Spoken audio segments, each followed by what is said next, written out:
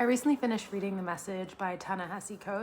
This is my first engagement with any of his works, and I was actually really surprised at how poetic I found his writing. The book covers three different locations.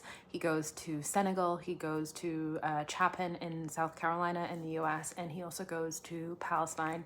In Palestine, he goes to East and West Jerusalem, the East and West Bank rather, Jerusalem, and I think he also goes to Gaza.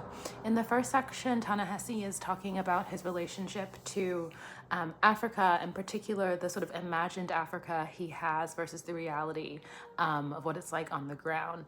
And this is the first engagement we have as the reader with what I would say is his main argument, which is that writers have a duty to, as Ta-Nehisi calls it, to draw the boundaries of the world, to really tell readers what is at stake, and to haunt to haunt the reader, to let them know the reality between narratives that we are told and what's actually happening on the ground.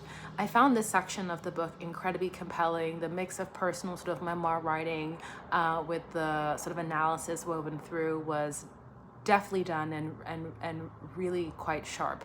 The next chapter is on South Carolina, where Ta-Nehisi talks about the legislative backlash against critical race theory, or basically just anyone trying to talk about the reality of anti-Blackness in the United States.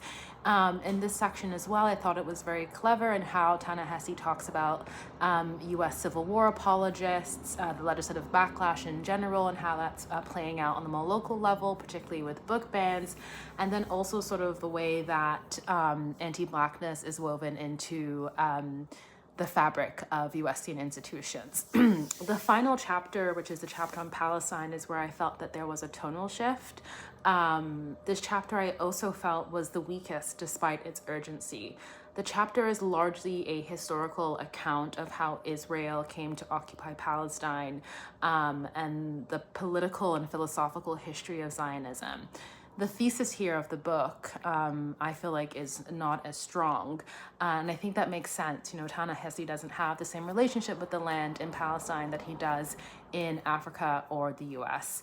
And although I felt that he makes a really strong argument about the relationship between genocide and Jim Crow racism that existed, and we would argue presently still does exist in the US, unfortunately, because of the tonal shift, I felt that it really did pull me out of the book, and thus I felt like the third chapter, or the final chapter, was the weakest.